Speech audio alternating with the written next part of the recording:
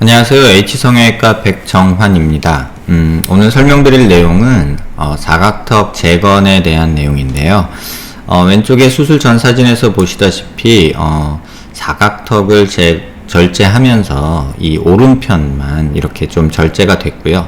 앞턱까지 절제가 안 되면서 이렇게 좀 파먹은 듯한 인상이 되면서 약간 개턱 느낌이 나서 제게 재건을 문의 주셨던 분입니다.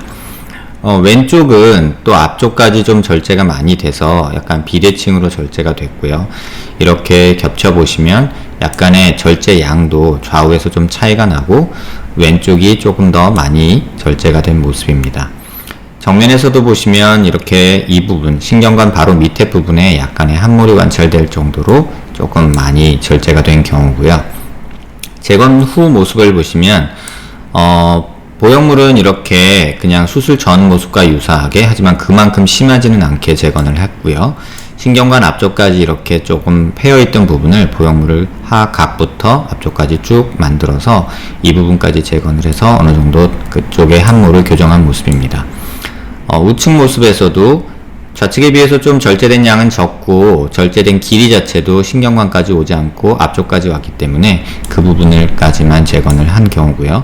이렇게 수술 전 CT를 보면 절골이 어디서부터 시작해서 어디까지 됐는지 대충 알 수가 있는데요. 이렇게 보면 이 절골면이 이 부위까지 이렇게 보이게 됩니다.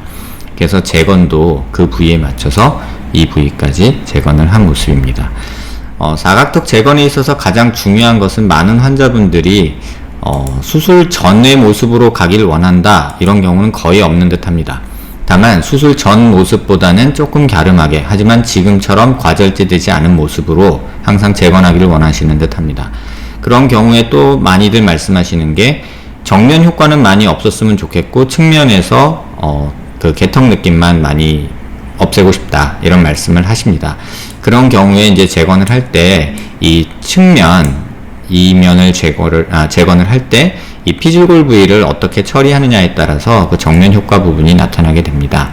이렇게 조금 내려서 보시면요, 하악각이 이루는 각도가 있기 때문에 어느 정도는 정면 효과를 안 준다고 해도 이렇게 약간은 생기는 모습을 볼 수 있습니다. 이 정도는 사실은 이 정면에서 보이는 요 라인, 그러니까 워낙에 남아있는 뼈가 이루는 곡선을 좀 정상적으로 만들기 위함이고요. 이것마저도 싫다 하시면 차라리 이 면을 아예 안 만들고 밑에 쪽만 재건을 하면서 만들 수도 있습니다. 이런 부분까지 한꺼번에 이제 고려를 하면서 재건 수술을 하게 되는데, 사실 재건 수술은 고려해야 될 상황이 굉장히 많습니다.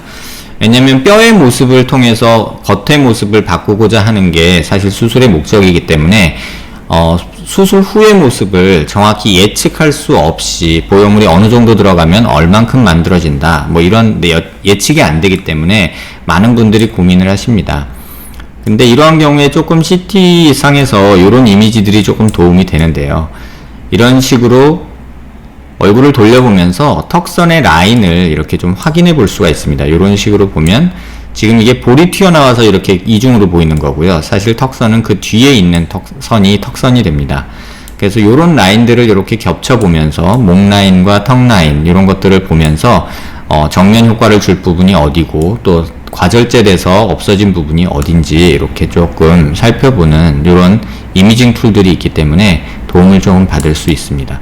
또 측면에서도 보면 이렇게 피부 모습을 보면서 이 부분에 함몰이 이렇게 있어서 개턱 느낌이 나기 때문에 요만큼을 만들어줬으면 좋겠다.